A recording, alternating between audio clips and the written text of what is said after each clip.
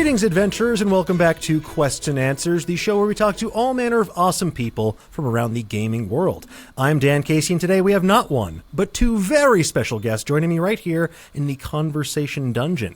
You may have heard their dulcet tones spinning yarns about unruly college students at Polaris University, or monstrous creatures lurking in the depths of the Nethermurk, or all manner of other weird little freaks on the Rude Tales of Magic podcast. Folks, please welcome Joe Lepore and Christopher Hastings. Thank you, Joe. Guys, Chris, Joe, thank you for being here. I really appreciate it. Oh my goodness. Thank you for acknowledging our little freaks. That's one of the things I love about the show. I'm a big fan of weird little guys, and you folks have them in spades. Talking about Chris's goodness, what about my goodness? Thank you so much, Dan. We're thrilled to be here.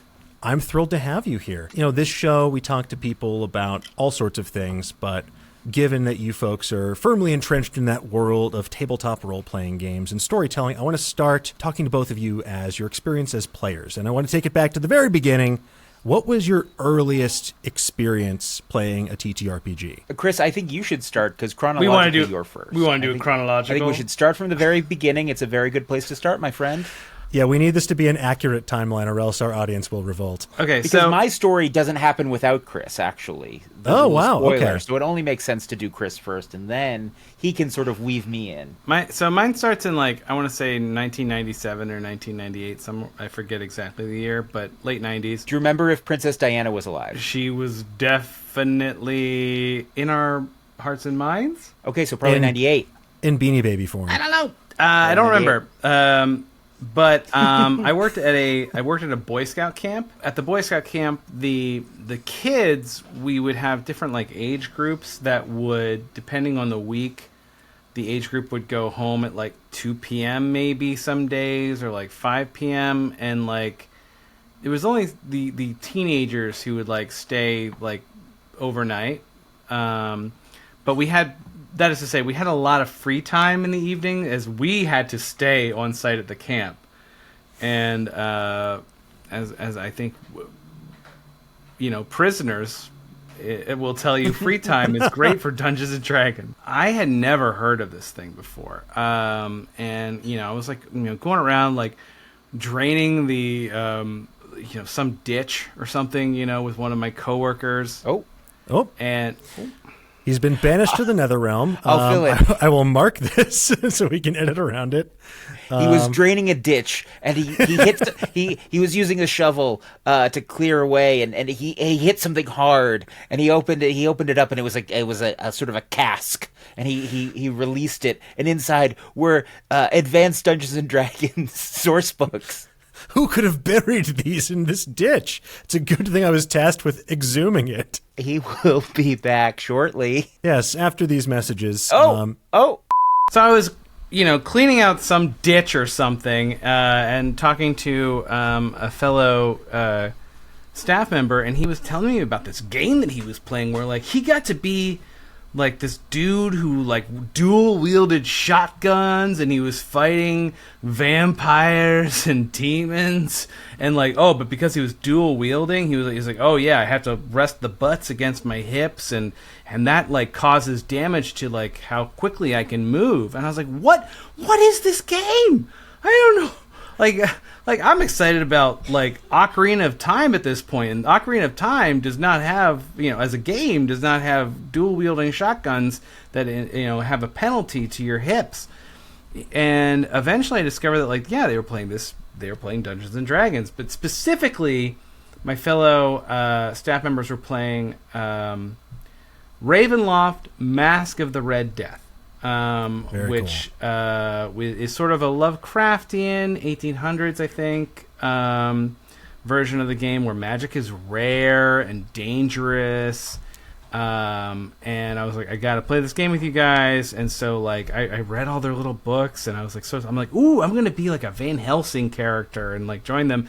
And then I joined the game and discovered that they've already gone so off the rails from the original books. They have met up with space cats that drive a flying convertible, and I was hooked. I was hooked at that point, and then eventually got into a more normal advanced Dungeons and Dragons game at that same Boy Scout camp, and then got more and more into it then, and subscribe to Dragon and Dungeon magazine, and like have been into it ever since.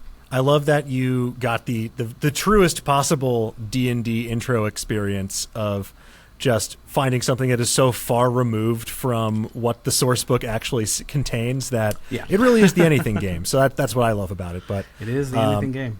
Yeah. Joe, what about you? You said that your tales intersect. I want you to fast forward about 17 years. Okay? All right, I will. Princess Diana, regrettably long dead. And R.I.P. Queen. Hey, she's a queen to me. Yes. You know what? I was rounding up. She didn't make it there in life, but God damn it, she's one in heaven. Chris and I have known each other for like 5 years at this point. It's 2015. Glad you're keeping track. And he's right, by the way. Yeah. Yep. His years are correct. And I had never. It's hard to explain. I don't know if you would, Dan. I don't know how you grew up. I don't know how you lived your life. But where I grew up in this tiny New England beach town where you like. What town? I also grew up in New England. I grew up in Hull, Massachusetts. Okay, I grew up in Wakefield, Massachusetts. Okay, gotcha. Yes. Well, Hull's not a place where you're really like supposed to raise children. It's like too small and is like there for drinking. So like for the people that like happen to have children and live there was a school, but there wasn't like a critical mass of nerds. My public high school graduating class was 75. Oh wow. Okay. So there were like two guys that liked anime, and I wasn't really friends with them. And there was like one of my friends had read some Hellboy, but nobody else read comic books. And so there just wasn't like 4 or 5 people that could have been wrangled to play D&D if you wanted to. Right. And somebody had a monster manual. I remember somebody had a 3rd edition monster manual, and it got passed around as like a good resource for drawing dragons. But no one was like, oh, this is a game that we could play and do it together. So that never happened in high school. And then fast forward to 2015, Chris and I have been doing improv and sketch comedy in New York City at the Magnet Theater for several years at that point. And I don't know whose idea it was in the first place, but somebody said we should play D&D. And as something I had always been like, oh, I wish I could have done this had I known enough people interested, I jumped at the chance. And it was 10 years ago last month, April 2015. I played in my first D&D game with Chris Hastings, Carly Minardo, and Ali Fisher, who would all go on to Rude Tales with me, and our friend Justin. And that was my first taste, 5e. That was my first taste of playing D&D.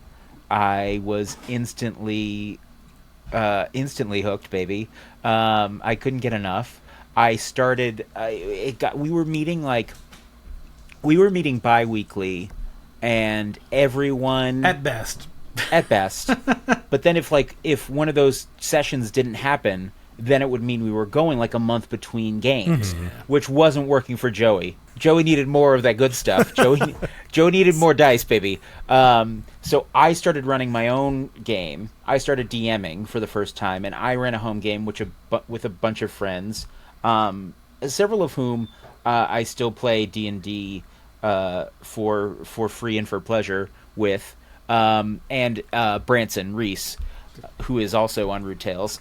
And that was just recreational for 2015 through 2019, when we all fell in together along with Tim Platt, and Rude Tales was born. That's very cool. I love the journey from that like proto home game, just like getting D&D pilled super hard and then getting to make something cool with your friends. That's always the dream there. Do you remember your earliest characters? Oh, hell yeah. Oh my god, of course I do. Who was your first character? Oh man, I mean, I have a lot of first characters, but I think the one that like really went the distance for me when I was a teenager was a human cleric of Mystra, goddess of magic, named Brother Sebastian. And Brother Sebastian was a real min-maxed son of a bitch from all of those Dragon magazines that I collected, plus other weird supplements. And so I was able to patch together this priest character that, because he was a priest of the goddess of magic, he was able to cast wizard spells like one level later than a wizard would have been able to. So, like what is it? When do you get the good, like, third level spells? I think you're at I feel like level 4-ish, 5 maybe. Yeah, it's later than you expect. Yeah, and I am speaking specifically of second edition. This is when this happened. Okay, but and then I was able to, so like that was an ability I grabbed from one source, and then there was another official source had like a ridiculously overpowered teleportation spell that like should not have been available to such a low level character, that he just used to like open up a gateway and then slice bad guys in half with it. Oh, that's really smart. Well, thank you. Well, I was metagaming, Joe. Can I get that spell? No, it's outlawed. Haven't you heard of the Sundering? No. The second Sundering? All of these things happened in the Forgotten Realms that made these magic spells not work anymore. Yeah, but what if I operate in like a proprietary fictional world? Then, I don't know, make it up. Without any sunderings. Yeah, of What course. if he finds an issue of Dragon magazine in another ditch? Yeah. But yeah, that was Brother Sebastian. Love that guy. Are you still a min-maxer?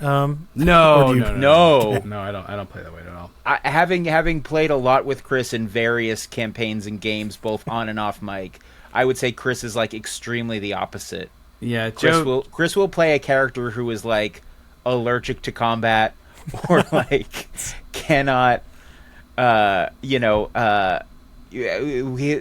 one of our campaigns on Rude Tales, Chris was a centaur who was originally a horse, right? Yeah. And so possessed. He was a horse that was blessed with half the goodness of man. That's and his had deal. like all of the knowledge you would expect a horse to have. Uh-huh. Couldn't do like addition, so it was not a great help in like puzzles or riddles. I gotta shout out Dragon Magazine for that, though, because I do distinctly remember there was an article on like, what do you do with a character when you've got one stat that's really, really low, and like a beautiful little one-page article on like, this is a role-playing gift for you to have like one really crummy stat, and I have taken it to heart ever since. I agree. It makes for more interesting storytelling, especially for you as the player as well. It's just something like a unique challenge to incorporate or overcome. But like, they're superheroes otherwise, so like whatever. Yes, Right. They'll become superheroes eventually. Yeah, that's the I do generally, when I make a character, I do have like one purposely like low stat, like a sub 9, but one of those stats is always an 18. I don't care. One of them has to be. One of them has to give me that +4. You gotta have to excel sometimes. You gotta get those sweet crits. But Joe, what about you? What was your earliest character? In our first game, stretching all those 10 years ago, which was a campaign that ran for like 4 years. That's pretty impressive. I was, in creating my first character, I was definitely a little intimidated of being the only newbie. Allie Fisher, who's also on Rude Tales, had played a lot of role-playing games herself, had been in like a huge like Vampire the Masquerade campaign at some, was like knew what she was doing. Chris obviously and Carly had done D&D before, so I was very much like, I don't actually know how this works. And it was still like kind of early days of like D&D streaming. There wasn't a ton of like videos for me to watch. I think I want to say back then it was just Acquisitions Incorporated. Like maybe Critical Role started that year, or maybe Critical Role started in 2015. Yeah, exactly. So I was like, well, the magic seems cool. It seems obviously all the magic stuff is cool, but I was literally like, it feels like too much to bite off. So my first character was a dwarf fighter named Flint Frostbeard. He was an academic. He was a scholar, but and had like all the trappings of like a prestige elite professor, but was dumb as rocks. So like his university basically like sent him off on field work to like get rid of him, and he was and he was none the wiser really.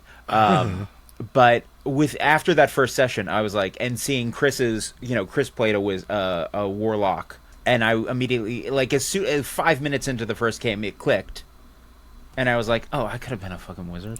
Yeah. And 5e makes it very easy too. Yeah. So I picked, I forget what it's called, like the Arcane Knight or whatever. When it was time to subclass at level 3, I picked the fighter subclass that allows you to access spells. But yeah, he was a fun guy. I feel like Dwarven Fighter is such a classic archetype for people to enter the game with, and I love that story as well. Just it can feel really intimidating at first when you're looking at the rule book and feeling like, I don't want to beef it in front of everyone else, or this feels like too much to digest. But it really is just a choose your own adventure book with some light math to determine what happens. I think to this day, having played hundreds of on mic for content D&D sessions and just as many off mic, if I sometimes looking at a source book or a module, I'm like,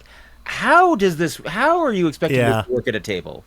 Yes. I feel like I find so many gaps of like understanding what the writer is trying to get across in a game that feels like it won't translate to me at a table. And I haven't looked that much into the new editions. Oh, they're fun. There's fun stuff in there, Joe. Yeah. Yeah. Oh yeah. I started this new home game last year, and it was in the fall, and we were basically like, the new stuff's not ready, so we're just sticking with 5e. They make it pretty easy to upgrade, especially if you're using some platform like D&D Beyond. Mm-hmm. It's mostly compatible. One of my favorite changes in the new version is like the aboleth. Sorry, just quick. Oh yeah. Just I don't know, just like we're talking about, like, because it's like largely like it's pretty much just like a couple of tweaks to 5e, and you can still use the 5e rules, but like a couple of changes I noticed, like the aboleth is like a very scary thing now. Terrifying. Terrifying. Like, what if you have a god from another dimension lurking in the lake by your town? Like, I love that so much. And I really like the changes to the Death Knight. I like the oh, this is a commander of an army of undead. Like, I think it's really cool. I also appreciate what they did in terms of giving you more codified mechanics for building bases for. I didn't even get to that bit. That's smart. It's called like bastion mechanics, I think. Oh, cool. Basically, it just gives you formalized systems for building like a headquarters for your group, which they always had a little bit of that in there. I remember especially like poring over the DM's guide with 3rd edition, like just reading it over and over. Be like, someday I'll figure this out. I never did. But now they have easier to use systems in place, so... I think that's smart. I remember in that game that I played when I was a teenager with my priest of Mystra, like we all got to a point where we were just kicking so much ass. We were just like, well, we just defeated a guy who has a castle. We should take it, and now it's ours now. And now we will set up an entire city around it. And like, oh no, suddenly we're lords. Yes. We didn't really follow the main quest. We just became landlords and then taxed the people. Yeah. Oh, feudal society. What an interesting history lesson. That's how it always goes. Well, speaking of kicking ass, I do want to shift the conversation a little bit to talk about Rude Tales of Magic. I think it's a phenomenal show. And I want to, for those people in our audience who have not yet taken the journey into the beating heart of Cordelia, can you describe what Rude Tales of Magic is? Chris, what's our log line? We have a log line? I don't know. Rude Tales of Magic is we take the lore and the worlds and the mythology of fantasy games and fantasy settings, and we drop a little bit of tart acid into it from our buttholes. And then we mix it up, and you discover that actually there's quite a bit of sweet heart to it as well. Oh. God, I've never said that sentence. And that's how before in my sweet life. tarts are made?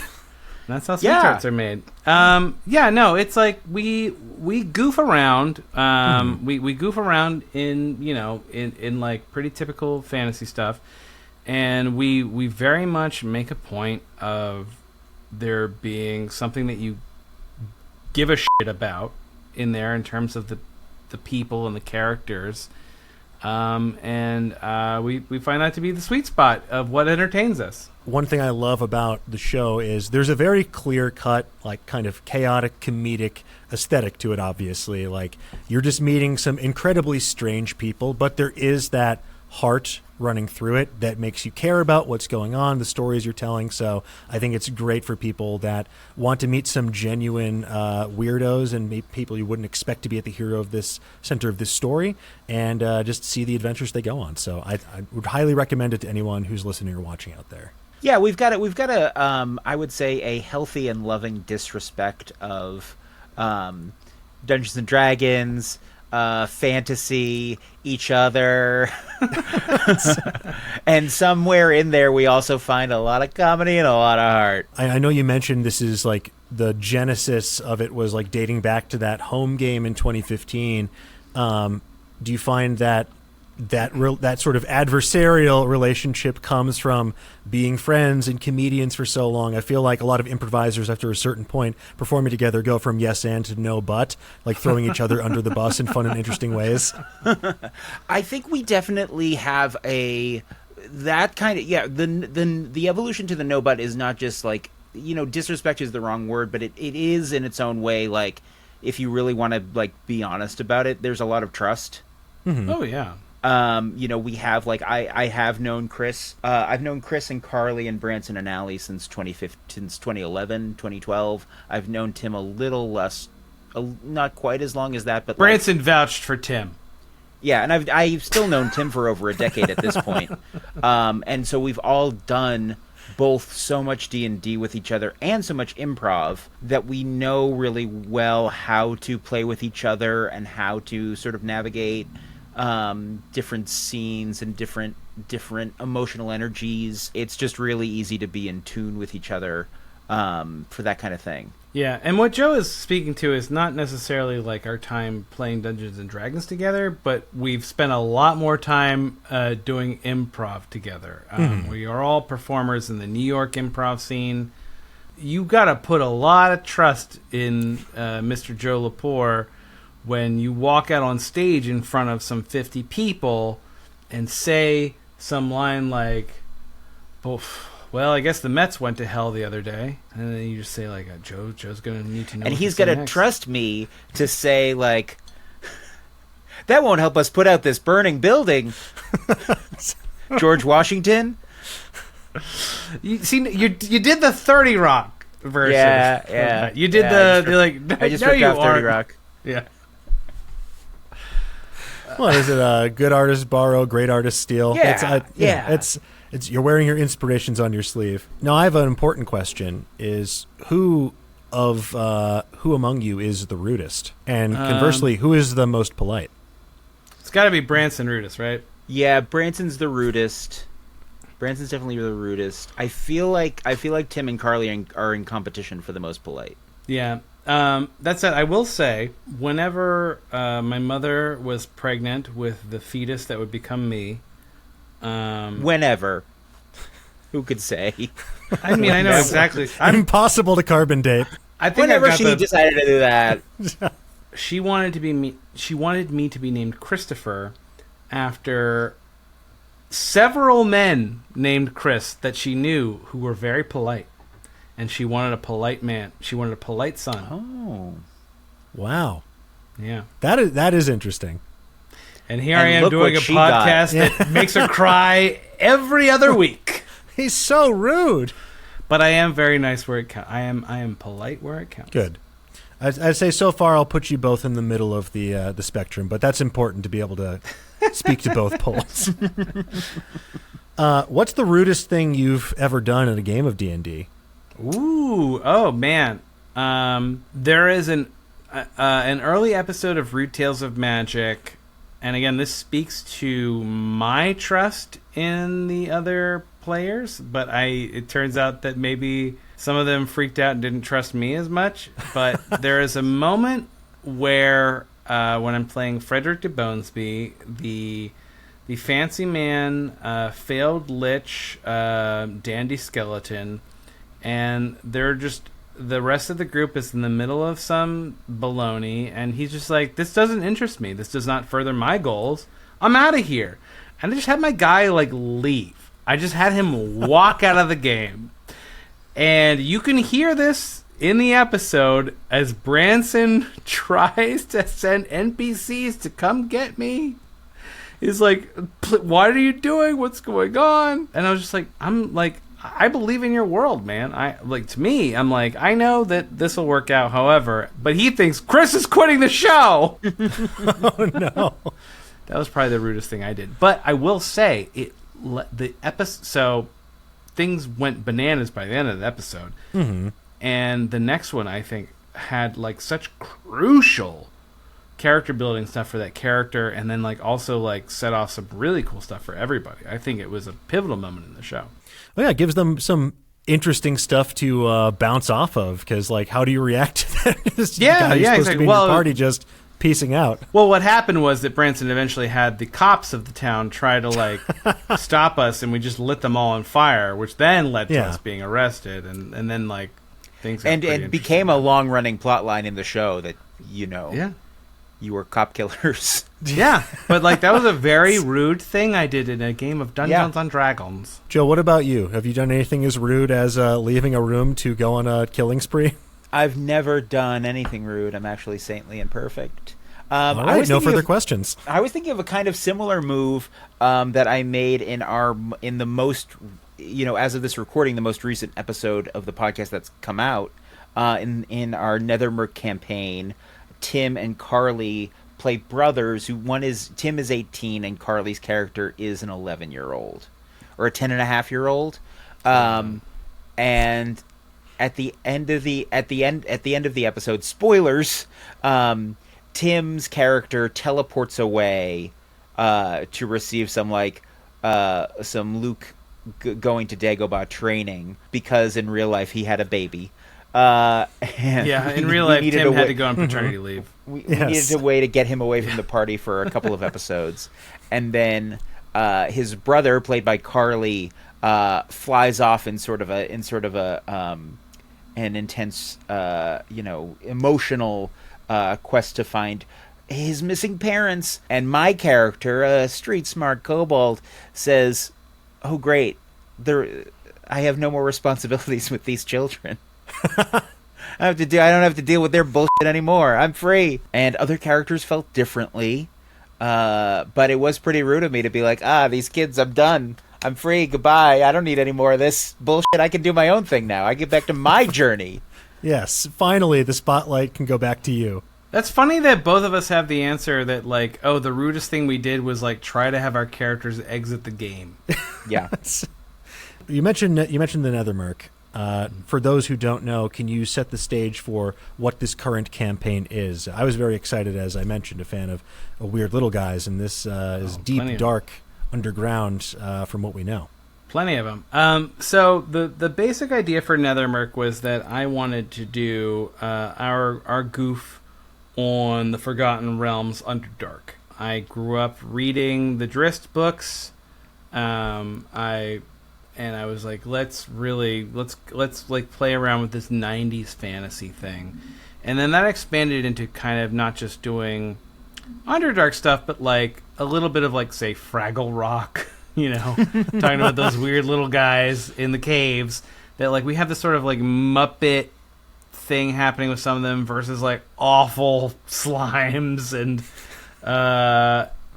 and then also we have a very Saturday morning cartoon theme song. Yeah, a little bit, and that's where we are with Nethermerk. That's the basic gist of it, is navigating the awful caves of a fantasy world where every single monster on the world has been driven underground and trying to escape that. This is also taking place in Cordelia. How interconnected are the various campaigns?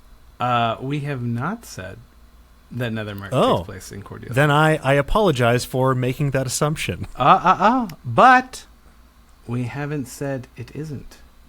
Well, then I apologize for nothing. There's a lot Save your apologies. You are catching what we are laying down, which is that there is a tie to Cordelia that we are purposefully keeping a little bit, I don't know, hazy, until we want to reveal what exactly it is. Okay. Well, fantastic. I will be watching with an eagle eye for any and all details in the future. Yeah, there's a lot of like rumor and hearsay that characters discuss about what the surface is like.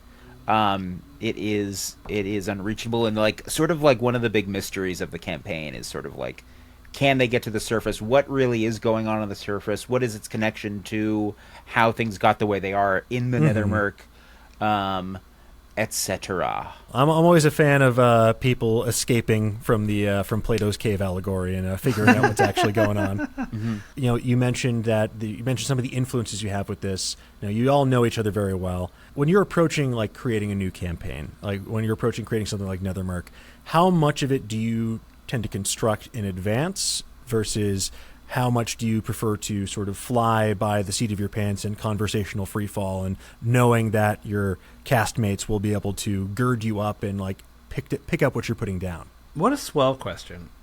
So I spent a good like couple of weeks kind of forming a basic idea of what I wanted out of this campaign, or at least the world. I did a little world building. And then I said, hi, everybody, to our players. Here is the basic gist of the world. It's like the idea of like this underground being this awful, very unfriendly place, and kind of just giving what that looked like and being like, who do you want to play in this world? And then I had conversations with everybody once they kind of had their basic ideas of their characters, and they told me their deals.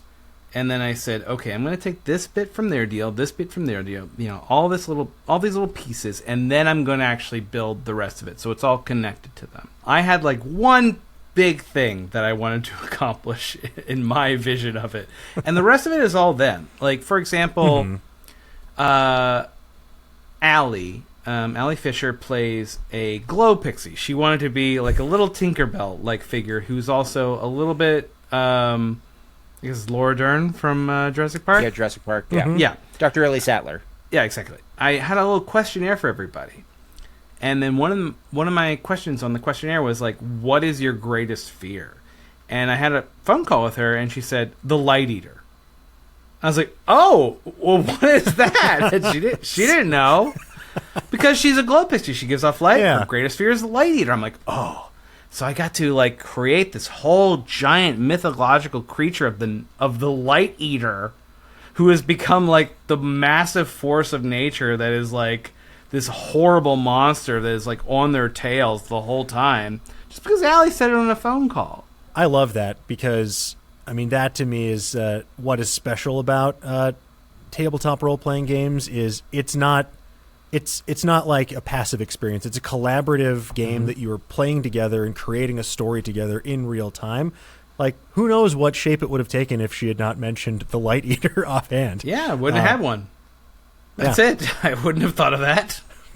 Also, I think something that's important to like the construction of Nethermark is we did not intend for it to be an ongoing campaign. Right. We originally planned it as a 6-part miniseries while Allie Fisher had a baby. And so we recorded before she had the baby. And we were going to do 6 and be out, and we were going to tell a complete story within that. And so I think Chris did a lot of the prep geared towards, a 6-episode campaign. And then we got in the room and recorded it, and we're like, oh, this has a lot of momentum. There's a lot of cool energy here. These episodes are like really fast paced and fun. And we also only accomplished like a third of what Chris intended to. The classic DM's dilemma. Yes, exactly. We accomplished like a third of what Chris set out to in the first episode. So it quickly became clear that there was a lot more we wanted to do in the setting. And so there was. I'm sure, Chris, you can speak to this. There's a lot that's been like.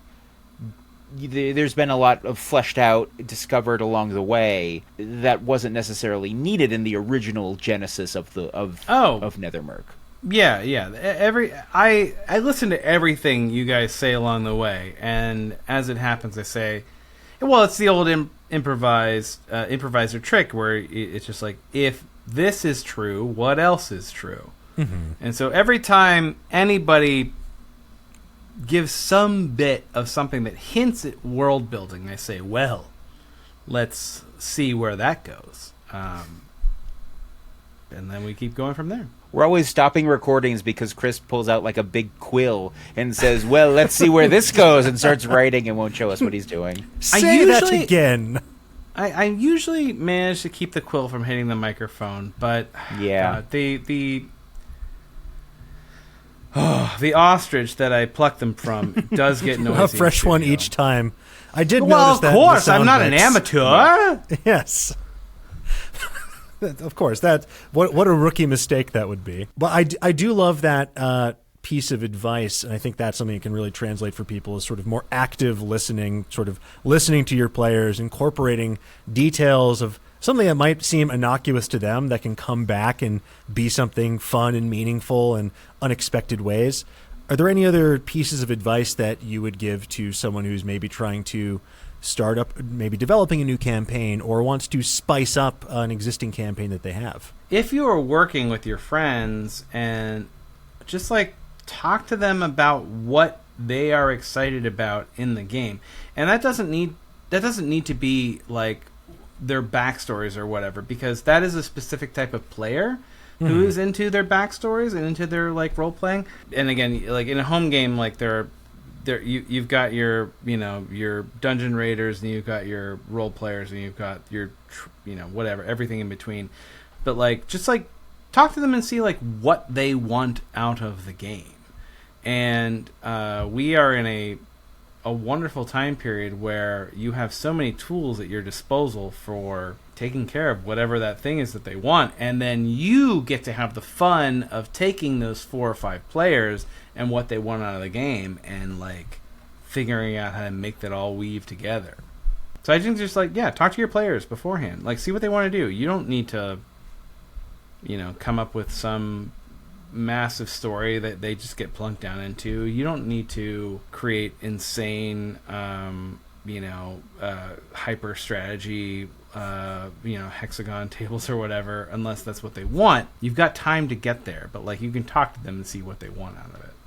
Yeah.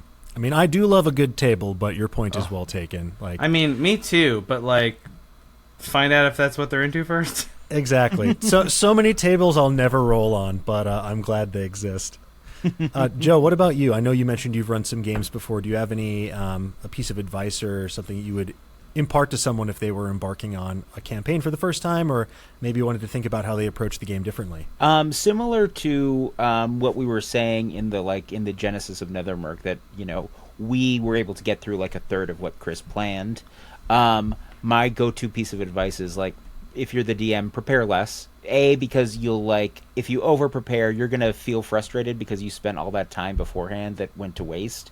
Mm-hmm. And you're not going to allow discovery at the table. You're not going to allow, finding that fun thing that maybe, to Chris's point, which I agree with, but like maybe maybe your players can't always articulate what they want. But if you allow yourself the freedom to discover that together, that's so much fun for everyone. There's I think of the hokey DM meme about like, oh, I planned this big, huge dungeon, and they just want to talk to the dumb NPC I didn't even name. And it's like, well, your players are excited about that thing. Yeah. That's a happy problem. Yeah, like they found a guy that maybe you didn't put a lot of time into beforehand, but something clicked with them, so you got your players excited. That's great. It turns out you discovered a hidden talent for playing like a charming NPC. Like, great. Enjoy it. That's good. Yeah, that's what I would say. No, I definitely I can appreciate that. I think like thinking about it as like scaffolding rather than an entire building, I think is definitely useful framework, because I feel a lot of people, if they're sitting down to write something or write their notes for a campaign, it can feel a bit daunting if you feel like you have to be a perfectionist. Everything has to be just right. But if you just start with an idea and just some loose plot points or just some ideas of or where you want to go and have that conversation, I think it can open up a lot of possibilities. Yeah. I DM our sister show, Oh These Stars. I can't even say the title. Oh These Those Stars of Space. And when we started that show, my show notes for prep would be 1,500 to 2,000 words. And now that we've done 90 plus episodes, my prep show notes is like 400 to 500, because I trust everyone, and I know that we're gonna fill in the details, and it's more fun that way. If you give yourself those gaps, if you allow yourself to not know where you're gonna end up, there's no chance of railroading, which can get frustrating for everyone too. I think if we're giving tips to new DMs, I think it is very easy for them to hear us right now and say like, oh, okay, like you are all trained improvisers. Sure. I'm not. So to them, I would say, think about creating a scenario that will make a specific character in the party, like it's a problem for them. Whatever it is that their deal is, something that creates a conflict for one specific person in that group. That's enough. That will blossom so much. You have no idea. And then number 2, go ahead and just use the stats in the monster manual. And when you get stuck, just have them get ambushed by some random bad guys. Combat takes forever. And it's fun. You get to roll the dice and get to fight. That's all they want. That's why they built these characters with their superpowers anyway. They just want to fight something. Like, give them something to fight. And there's a whole giant book about how powerful they are. Like, go ahead and use that. You don't have to invent everything. There's a lot of tools. A lot of tools to use, and also just the thing that always gets me is combat taking forever, but only taking 6 seconds per round. Or it's the time dilation is impressive. As you mentioned that there are prospective listeners saying, "Hey, you guys are professional improvisers." Well, you're also telling a story for a public audience, and I'm curious, as storytellers, as comedians, what do you find most gratifying or exciting about the medium of actual play?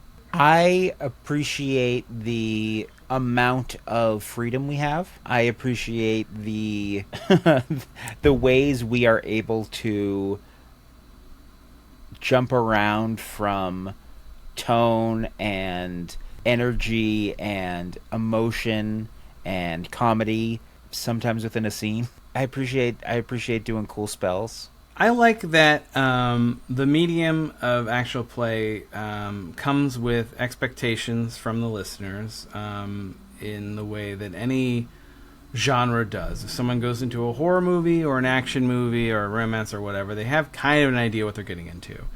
And so we have that expectation built into the format thanks to our forebears. And so that is great for comedy because they know what to expect, and so when we subvert it, it makes the comedy a lot more easy to pull off. And then in terms of just like working in audio, it's lovely how inexpensive it is to make a picture in someone's mind versus having to go out there and get a film crew and actors and so on and so forth. I love formats that call upon the audience's imagination to fill in the blanks. I have a long career in comic books, which is the exact same thing. Yes, we draw these pictures, but there's a lot that happens in between them that you might not realize is happening in your imagination. And so I like that very much. I like that how inexpensive it is leads to a lot of freedom, and I like that we have this sort of built-in genre expectation that we can play with. Fantastic. I love all those answers. I love everything that you said, and I agree. It's the freedom inherent to this specific mode of storytelling. It does feel like this infinite story engine, especially with multiple people taking narration, giving and taking, sharing this experience together. It's just always a lot of fun. I think the other thing I like too, just before we move on, the one thing I really appreciate is the collaborative energy. Mm-hmm. Is the the shared world building. It's there's so much as an improviser built around discovery and connecting to that discovery and listening to each other and experiencing that. You never have to worry about what happened the last time you did an improv show. You don't have to worry about the continuity, but that's so interesting to be able to just live in the moment with your talented friends, go discover the world and change the world and grow the world together. That's so exciting. When everyone taps into that same wavelength, it creates something that's really special in a way that I don't always find in other mediums. So when you can tap into that, it's always really enjoyable. And I think that's something you folks have definitely tapped into with Rude Tales. So I really appreciate it. So I want to ask you first, we're talking about RPGs. What is your favorite TTRPG that you think is maybe slept on or underrated or should get some more shine? And Chris, we'll start with you. Okay, mine is Mörkborg or Mörkbore, depending on how Swedish you want to get about it. It's from Free League Publishing by Pelle Nielsen and Johan Noor. Mörkborg is just so metal. It's so dark, but it's also it's so gleeful in how nihilistic it is. Just every single way that the dice roll can go wrong is fun. There are so many specifics. The rule book is it's a gorgeous work of art. It's beautiful. It is rules light. It is heavy on atmosphere, and it's a fun thing just to read on its own. As were all those Dragon magazines I read when I was a kid, when I mostly didn't have people to play with. But yeah, I love Mörkborg. Here's my hard sell. And good news, it's free. When you're starting, if you're going away from Dungeons and Dragons, which I would argue has a commanding market position, with a lot of support, with apps, with many supplemental materials, with bountiful Google hits for any question you may have. Getting your group to play a thoughtfully written and lovingly crafted, almost any other TTRPG that gets published is a true labor of love from someone. But getting the buy-in from your table, yeah. Keep going. I'm building up to something. Okay.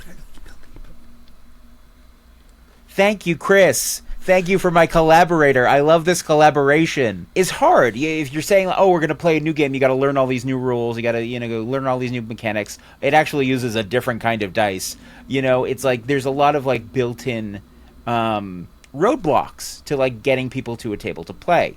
So my rec is, which we use on Those Stars of Space, Lasers and Feelings by John Harper. If you ever want to I think it's a great gateway drug. It's so easy to pick up. It's so easy to learn the mechanics. It's a one-pager. It's a free PDF. And you can hack it into anything. There are lots of hacks available online, but if you want to get away from D&D, if you want to try something else, it's a great way to say I'm going to hack Lasers and Feelings into a Fast and the Furious campaign or a Fast and the Furious game. And then if everyone has fun, if everyone's excited about what you do there, you say, great, let's use this other we're going to make this a longer running thing. We're going to make, a longer campaign, a longer story. Let's use this other game. And now everyone at your table's already excited about the thing they already did that was super easy to pick up. they're invested to like try something a little more niche. That's a fantastic point. It's a phenomenal gateway because it is so simple. You just need basically a D6, and it's just very easy to wrap your head around. In our previous campaign that we did on Geek and Sundry, we did that for episode 0 just to get everyone on board and start playing together. And it's just a really great way to get people to just start playing and just relax and have fun with it. So great pick. Thank you, Dan. Also, Dan, I will mention, had no little asides while I was talking, Chris. And I, on my Merkborg, I have to thank one Mr. Joe Lepore for getting me a copy of that book for my birthday several years ago. You're f***ing welcome, bro. It's a hell of a birthday I got it for my birthday one year too, and it's such an incredibly designed book. Definitely looks amazing on a shelf and also great to play. Yeah, that's a great book if you just want a cool book to look at. It's so pretty. Yeah. And badass. So, final recommendation. It's game night. You've been tasked with bringing any game you want. People will read the rules even if they're really complicated. What are you bringing and why? I'm bringing Mythic Mischief. And do we know Mythic Mischief, everybody? No. I do Great. not. I got it for Christmas this year. It is a one-on-one strategy board game where each player controls a faction of students at a school for the vampires and wizards and Frankenstein monsters. And all of you are you're entering a forbidden library and messing with the head librarian and trying to see who can steal books from the library while also trying to force the other team to be caught by the librarian. And the way that the game works is like each faction has different abilities on how they can sort of manipulate the other players on the board and also sort of shift the bookshelves into different configurations to try to strategically force your opponent into the path of the librarian and get yourself into the path of snagging all the goodies you want and moving around. This sounds delightful. It's so fun. Yeah. Better than chess. Chess fans, you heard it here. Your game trash. Chess on blast. I don't know if it's going to make the next 1,000 years after this attack. Chess stocks falling. Chess mortally wounded by Chris. Chess Time failed of 3 death. death saves. Chefs, have more vampires. I guess we'd say checkmate. Here's the true answer is probably like code names, right? Oh yeah, but I think that's yours. Yeah. Yeah, I think if it's a hypothetical world where like Yes. everyone has to play the game that I want to Yes. play and everyone's excited about it, is a game I own and may never play in my lifetime. Because I may never find, like I was talking about before as a boy, the critical mass of people that would be willing to do this with me is the game Diplomacy. Yeah. Oh, man. I would love to play Diplomacy, but it could take 12 hours. So you really gotta be broken in the right way to want to dive in. For those that don't know, it's like a World War I war game where all of the turns happen blind. You all like put your like action in a box, and they all get read simultaneously. And so the turns take very little time as the actions are read out, and then everyone leaves the board, leaves the table, and goes off and argues in other rooms and discusses in other rooms and tries to convince everyone to work together to win. Joe, I think this sounds like an excuse for you to like book a weekend thing to make this happen. Yeah, just get a cabin and some fellow board gaming sickos and Or diplomacy. solve the crisis in Europe.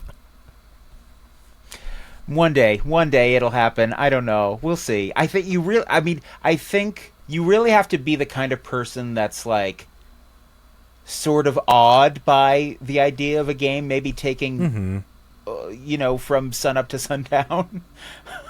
You can't be like most normal humans that would be like, Sure. That's going to get boring an hour in. I think you know enough. We know the same. I think you could do it. I don't know who you know, but I believe in you, and I think you could. I mean, I know people that play Twilight Imperium, and that just requires a level of iron will and fortitude and 12 unbroken hours that are hard to come by, but I commend them for finding that time and making that time to come together and play, because what else are you going to do? God bless them. Yeah, everyone. They could volunteer, I suppose, but yeah, that's great.